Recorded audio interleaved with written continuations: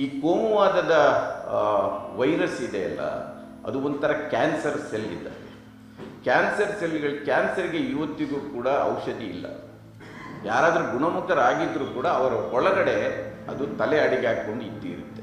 ಇವತ್ತಿನ ಪರಿಸ್ಥಿತಿಯಲ್ಲಿ ಲೇಖಕನಾಗೋದು, ಬರಹಗಾರನಾಗೋದು ಭಾಳ ಕಷ್ಟದ ಕೆಲಸ. ಅದರಲ್ಲೂ ಕೂಡ ಕೋಮುವಾದಂಥ ವಿಷಯವನ್ನು, ಜಾತ್ಯತೀತ ವಿಷಯವನ್ನು, ಇಲ್ಲದರೆ ಸಾಮಾಜಿಕ ನ್ಯಾಯದ ವಿಷಯಗಳನ್ನು ಬರೆಯೋದು ಇನ್ನೂ ಕಷ್ಟ. ಅದರಲ್ಲೂ ಕೂಡ ಕೋಮುವಾದದ ವಿಷಯವನ್ನು ಒಬ್ಬ ಮುಸ್ಲಿಂ ಲೇಖಕ ಬರೆಯೋದು ಭಾಳ ಕಷ್ಟ.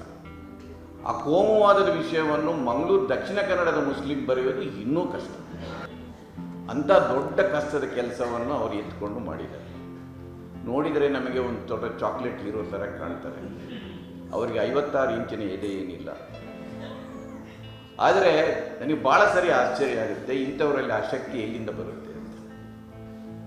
ಸಮಾಜದ ಮೇಲಿನ ಕಾಳಜಿ, ಒಂದು ಸೈದ್ಧಾಂತಿಕ ಬದ್ಧತೆ ಮತ್ತು ಪ್ರಾಮಾಣಿಕತೆ, ಅದು 56 ಇಂಚಿನ ಎದೆ ಬೇಕಾಗಿಲ್ಲ.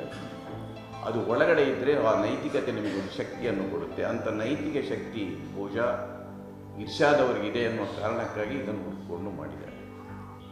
ಕೋಮುವಾದದ ಕತೆ ಕೂಡ ಹಾಗೆ. ರಕ್ತ ಹರಿಸಿಕೊಂಡು ಸತ್ತವರಿಗೆ ಕೂಡ ತನಗೆ ಯಾಕೆ ರಕ್ತ ಹರಿಸಿದ್ರು ಎನ್ನುವುದು ಗೊತ್ತಿರುವುದಿಲ್ಲ. ರಕ್ತ ಅವರಿಂದ ಹರಿಸಿದವರಿಗೆ ಕೂಡ, ಕೊಂದವರಿಗೆ ಕೂಡ, ಸತ್ತವರಿಗೂ ಕೂಡ ಗೊತ್ತಿರುವುದಿಲ್ಲ, ಕೊಂದವರಿಗೆ ಕೂಡ ತಾನು ಏನು ಮಾಡ್ತಾ ಇದ್ದೀನಿ ಅಂತ ಗೊತ್ತಿರುವುದಿಲ್ಲ.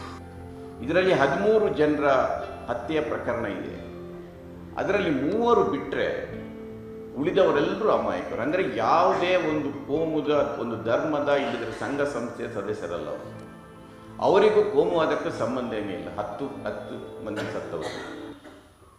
ಆದರೂ ಅವರನ್ನು ಹತ್ಯೆ ಮಾಡಲಾಗ್ತಾ ಇದೆ. ಯಾಕೆಂದರೆ ಹತ್ಯೆ ಮಾಡುವವರಿಗೆ ಅವ್ರು ಯಾರು ಎನ್ನುವುದು ಮುಖ್ಯ ಅಲ್ಲ, ಅವರಿಗೆ ಒಂದು ತಲೆ ಬೇಕು.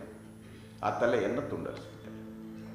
ಅದರಿಂದ ಇಡೀ ಕೋಮುವಾದದ ಇತಿಹಾಸವನ್ನು ನೀವು ದಕ್ಷಿಣ ಕನ್ನಡಕ್ಕೆ ಸೀಮಿತವಾಗಿ ಇಟ್ಟುಕೊಂಡ್ರೆ ನೀವು ನೋಡೋದಿದ್ರೆ ಬಹುಶಃ ಎಲ್ಲ ಘಟನೆಗಳಲ್ಲಿ ಇಂಥದ್ದೊಂದು ನೆರೇಟಿವ್ ಅನ್ನು ನೀವು ಕಾಣಲಿಕ್ಕೆ ಸಾಧ್ಯ ಇದೆ.